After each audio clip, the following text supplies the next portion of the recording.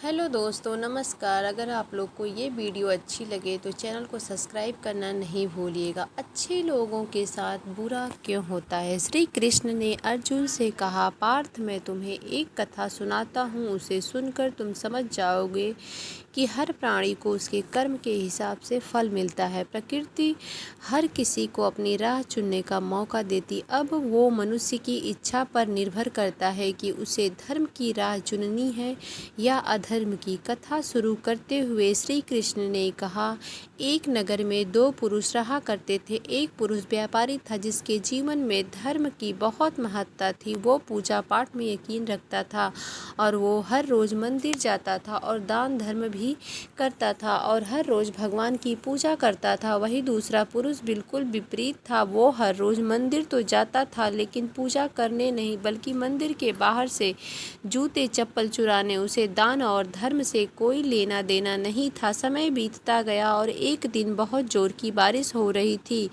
इस वजह से मंदिर में पुजारी के अलावा कोई नहीं था। ये बात जब दूसरे पुरुष को पता चली तो उसने कहा कि ये सही मौका है मंदिर का धन चुराने का। पंडित से नज़र बचाकर उसने मंदिर का सारा धन चुरा लिया।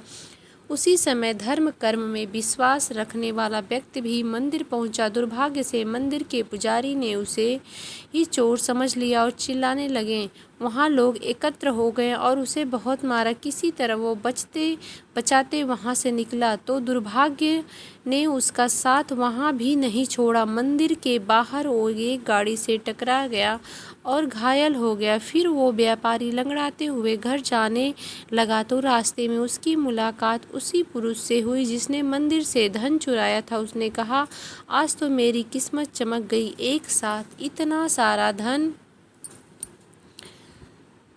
मिल गया। ये सब देखकर उसे बहुत बुरा लगा और उसने अपने घर से भगवान की सारी तस्वीरें निकाल दी। कुछ सालों बाद दोनों की मृत्यु हो गई। मरने के बाद जब दोनों यमराज की सभा में पहुँचे और भले पुरुष ने दूसरे व्यक्ति को देखा तो उसे बहुत गुस्सा आया। उसने क्रोधित होकर यमराज से पूछ ही लिया, मैं तो हमेशा कर्म करता था, दान में विश्वास रखता था, उसके बदले जीवन भर मुझे अपमान और दर्द ही मिला। और इस व्यक्ति को नोटों से भरी पोटली, आखिर ऐसा भेदभाव क्यों? इस पर यमराज ने कहा, पुत्र तुम गलत समझ रहे हो। जिस दिन तुम्हारी गाड़ी से टक्कर हुई थी वो दिन तुम्हारे जीवन का आखिरी दिन था, परंतु तुम्हारे अच्छे कर्मों की वजह से तुम्हारी मौत सिर्फ एक छोटी सी चोट में बदल गई। तुम इस दुष्ट व्यक्ति के बारे में जानना चाहते हो। दरअसल इसके भाग्य में राजयोग था, मगर इसके कुकर्मों और अधर्म की वजह से वो सिर्फ एक छोटी सी धन की पोटली में बदल गया।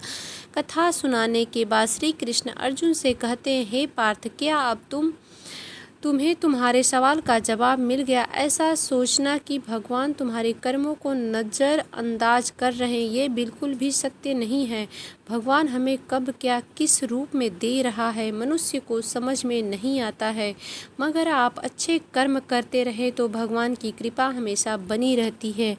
इसीलिए अपने अच्छे कर्मों को बदलना नहीं चाहिए, क्योंकि उसका फल हमें इसी जीवन में मिलता है। इसलिए मनुष्य का फर्ज है कि वो हमेशा अच्छे कर्म करते रहे, क्योंकि श्री कृष्ण ने गीता में भी बताया है,